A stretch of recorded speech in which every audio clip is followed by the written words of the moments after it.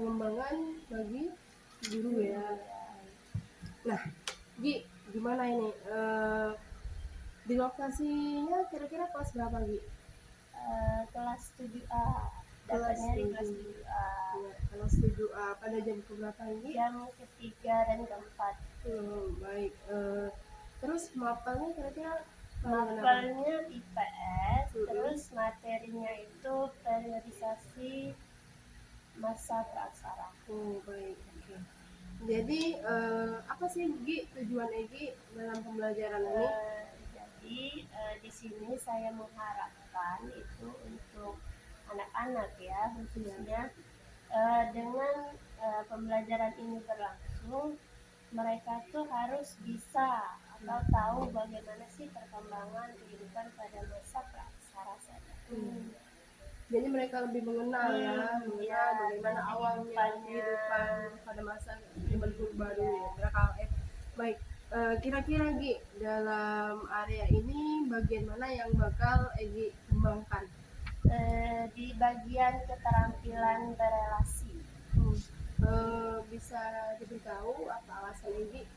Jadi dengan keterampilan berelasi ini, anak-anak itu dapat berinteraksi dengan baik pada teman-temannya. Gitu. Misalnya bisa dilihat dalam hal kerjasama pada suatu kelompok kan. Nah di situ di dalam kelompok tersebut masing-masing anak itu harus dapat mengemukakan atau mengeluarkan ide-ide, gagasan-gagasan yang kreatif, inovatif, yang menurut dia bagus. Bisa menuangkan pemikirannya ya. Jadi tidak hanya yang itu saja yang bisa mengeluarkan pemikiran. Nah, kira-kira strategi seperti apa yang bakal Egi laksanakan dalam kelas nanti untuk mencapai itu? Yang pertama tuh saya sebagai guru tuh harus memberikan motivasi apa sih pentingnya keterampilan berelasi itu. Nah lalu yang kedua saya tuh harus dapat mengkondisikan di kelas tersebut agar dapat bisa membagikan kelompok mereka itu sesuai dengan kemampuan yang sudah kita bisa lihat sendiri ya, kemampuan mereka masing-masing. Tadi sebelumnya sudah Egi identifikasikan ya. Terus saya mengkoordinir atau membimbing anak-anak tersebut itu untuk menjalankan tugasnya. Jadi setiap anak itu harus mengeluarkan, harus adalah pembagian. Yang ini satu mau mengerjakan apa, satu mau mengerjakan apa. Jadi tidak hanya 1-2 orang saja yang bekerja dalam suatu kelompok. Jadi setiap anak itu memiliki bagiannya masing-masing. Luar biasa. Terakhir ya kita sebagai guru hanya bisa mengawasi mereka apakah diskusi mereka itu berjalan dengan baik atau tidak. Jadi selain langkah tersebut, Egi membimbing ya supaya tetap berjalan. Baik, terima kasih. Kira-kira apa harapan Egi setelah pembelajaran ini? Harapannya sih, jadi karena mereka sudah kenal dengan kerjasama tadi, mereka itu bukan hanya kerjasama di dalam pembelajaran, di dalam diskusi suatu kelompok, tapi juga di lingkungan lain, di masyarakat maupun di rumah kan dengan keluarga sendiri. Itu sih harapannya. Banyak sekali manfaatnya kalau memang bisa ini tadi ya. Mudah-mudahan berjalan dengan lancar proses kita hari ini sepertinya. Nanti apabila sudah selesai, nanti kita akan melanjutkan observasi kembali Egi. Oke, terima kasih atas waktunya Egi. Sekarang kita siap-siap dulu apa yang ingin diperlukan dan saya akhiri. Wassalamualaikum warahmatullahi wabarakatuh.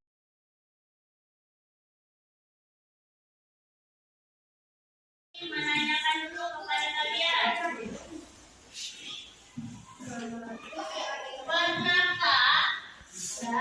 pernahkah kalian mengunjungi museum purbakala?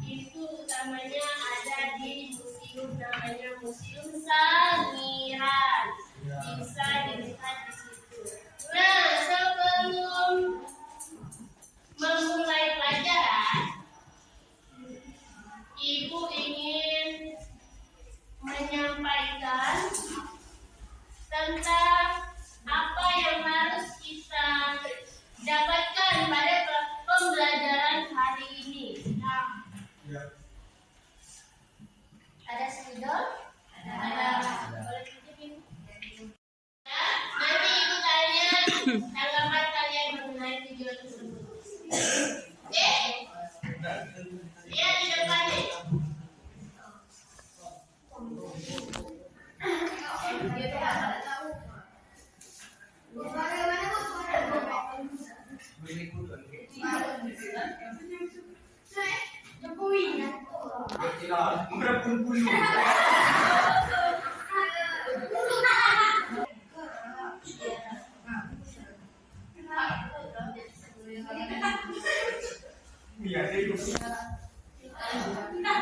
Kelihatan ya? Kelihatan ya?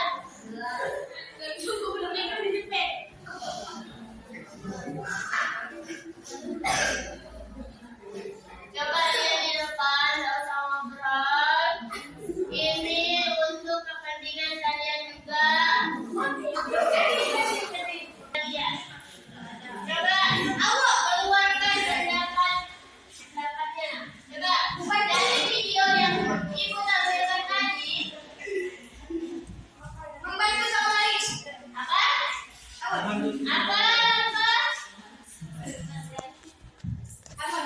Apa? Merugikan. Ada apa dia? Apa dia? Membantu kerja sama Andra apa Andra? Apa? Ayo yang lain coba keluarin pendapatnya coba. Coba keluarkan tentang manusia pada masa. Kenapa manusia pada masa? Dari video tadi, kenapa dia? Nyebrang sungai,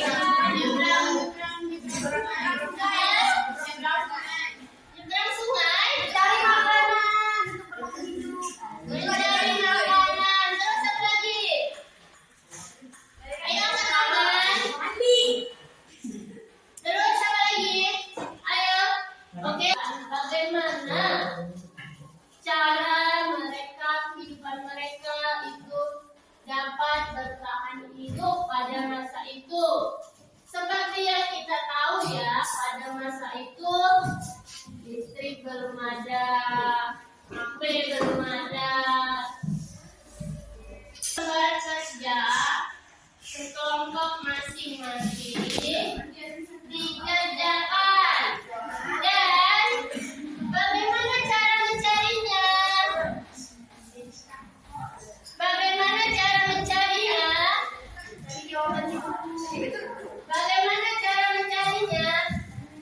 Ada HP kan? Ada buku kan? Nah, kalian bisa gunakan HP kalian, bisa gunakan buku kalian. Nah, hasilnya ya, hasil dapatan kalian itu boleh kalian tuangkan di karton ini. Boleh. Bagaimana sih cara menuangkan jawaban kalian tuh? Boleh dengan cara bentuk tabel. Nah, dibuat tabel zaman ini bagaimana cara kehidupannya gitu. Terus boleh dibuat mind map. Bagaimana sih mind map? Nih, contoh kayak gini mind map. Yang di buku kalian. Semacam peta konsep. Nih kayak gini mind map. Untuk kalian menulis di sini. Ada yang jawabannya di sini.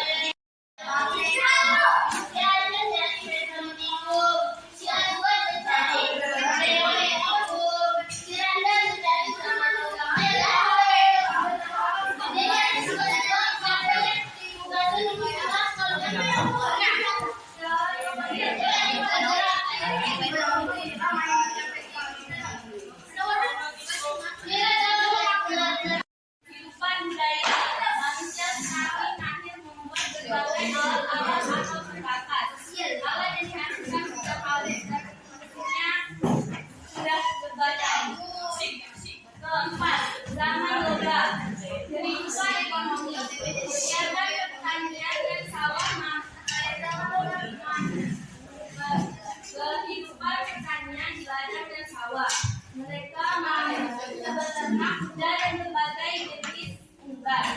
Kehidupan sosial, hidup menetap di perkampungan kami. Wassalamualaikum warahmatullahi wabarakatuh. Waalaikumsalam warahmatullahi wabarakatuh.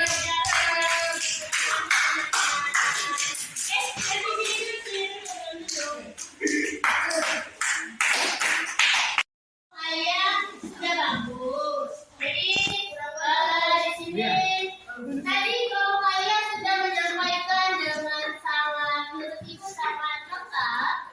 Dan di sini ibu akan menyimpulkan sedikit mengenai pembelajaran hari ini. Jadi ya, masa praksara itu dibagi menjadi ada zaman batu dan zaman logam. Baik, assalamualaikum warahmatullahi wabarakatuh. Baik, Gi, setelah melaksanakan supervisi hari ini, kita akan melaksanakan proses paskanya ya, pasca observasi. Jadi di sini kira-kira Gi, kesan Egi saat setelah melaksanakan pembelajaran supervisi hari ini apa itu? Cukup lega ya, sudah terlaksananya pembelajaran hari ini. Apa yang sudah kita buat, apa yang sudah kita rancang tuh berjalan dengan lancar. Oke, jadi rasanya sudah bagus sekali. Jadi menurut Egi dari keseluruhan yang Egi laksanakan ini, kira-kira apa yang sudah baik menurut Egi dalam pelaksanaan proses pembelajaran tadi gitu? Pembelajaran ini kan cukup berbeda dari pembelajaran seperti biasanya, dimana kan kalau pembelajaran ini pembelajaran RPP-nya tuh RPP berdiferensiasi. Jadi di sini itu kita itu menekankan supaya anak-anak itu bisa terampil dalam berrelasi gitu, dalam bekerja sama.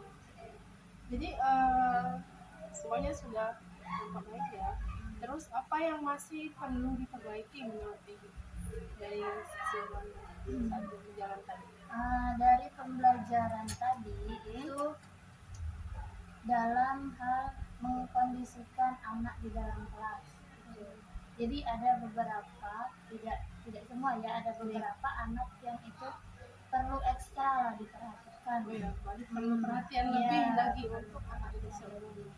Oke, kira-kira Gi, dari keseluruhan pelaksanaan pembelajaran tadi, menurut Egi berapa persen lah kalau kita itu nontonnya dari 10 sampai 100 itu kegiatannya sudah mencapai berapa persen Gi? Kalau dibilang 100 tuh nggak mungkin ya. Kurang lebih 70 lah, 70%. Karena memang baru pertama juga ya. Nah, terus Gi, apa kira-kira Gi kesulitan Egi saat melaksanakan proses pembelajaran selain kondisikan anak, kira apa? Jadi dalam pembelajaran kesulitan saya tuh selain mengkondisikan anak, jadi pada saat pembelajaran itu kan kurangnya saya dalam ketika ngasih tugas ke anak gitu, tidak secara detail tahap per tahap gitu. Misalnya kan waktu pembelajaran itu kan anak-anak kalian harus buat mind mapping gitu kan, berkelompok kan. Nah, di antara mereka itu belum tahu apa sih mind mapping itu gitu. Jadi kurangnya penjelasan gitu loh. Baik, kira-kira cara mengatasi kesulitan yang Ibu hadapi pada saat pembelajaran? Yang pertama tadi kan mengkondisikan anak tuh, mungkin lebih tegas lagi, lebih memberi perhatian lebih lah kepada anak-anak yang dibilang harus ekstra tadi diperhatikan. Terus tuh kalau di dalam pembelajaran atau ketika kita ngasih tugas itu mungkin harus detail lagi, ngasih penjelasan gitu biar anak tuh nggak selalu nanya itu terus gitu. Berarti pertanyaannya diulang-ulang sama anak ya. Iya, gitu. Maksud Egi ini penjelasannya lebih rinci lagi. Biar anak lebih ngerti, lebih paham. Nah, terus Gi, kira-kira setelah proses pembelajaran ini tindak lanjut Egi untuk kedepannya gimana Gi? Tindak lanjutnya kan ini kan pembelajaran berdiferensiasi. Jadi pembelajaran ini nih harus diterapkan untuk kedepannya. Ini kan baru pengalaman pertama saya. Jadi untuk pembelajaran berikutnya harus diterapkan. Lalu juga karena ini baru kan, jadi saya mungkin harus banyak belajar lagi bagaimana cara tadi mengkondisikan anak dalam kelas, memberikan imbal balik pada anak gitu. Terus tuh juga dalam model dan metode mungkin lebih bervariasi, lebih menarik biar anak itu tidak bosan di dalam kelas. Jadi ada ini ya pembaruan gitu ya. Gitu.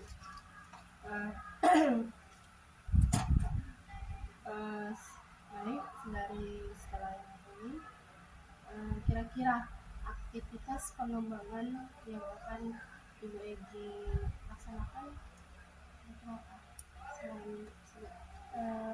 Jadi tadi lebih mengembangkan pembelajaran diferensiasi dan KSE tadi di kelas. Terus ada lagi kira-kira? Lalu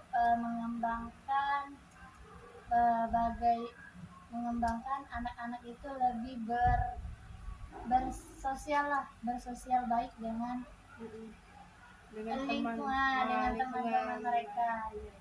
Jadi ada keterampilan yang memang yang kata Egi sebelumnya dijelaskan tadi berrealisasi ya. Terus tujuan yang hendak Egi capai dalam proses tersebut apa Egi? Jadi dengan pembelajaran diferensiasi ini tujuannya tuh biar anak-anak itu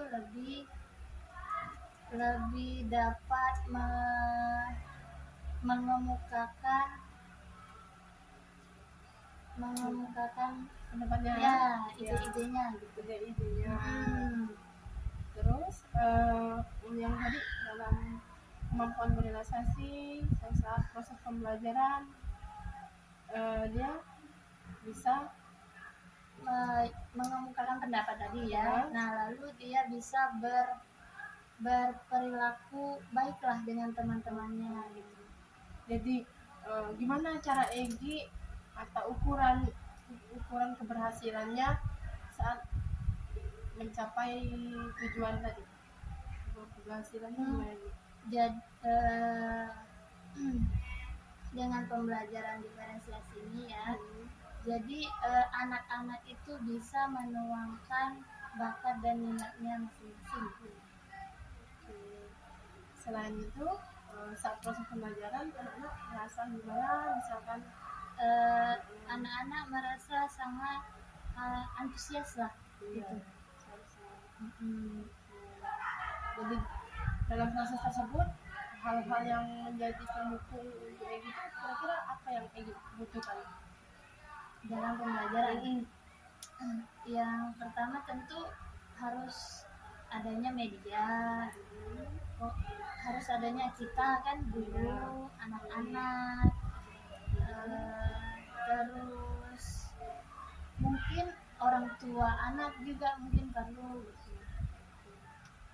Jadi untuk pelaksanaannya itu kira-kira Egi kapan waktunya? Waktu apa?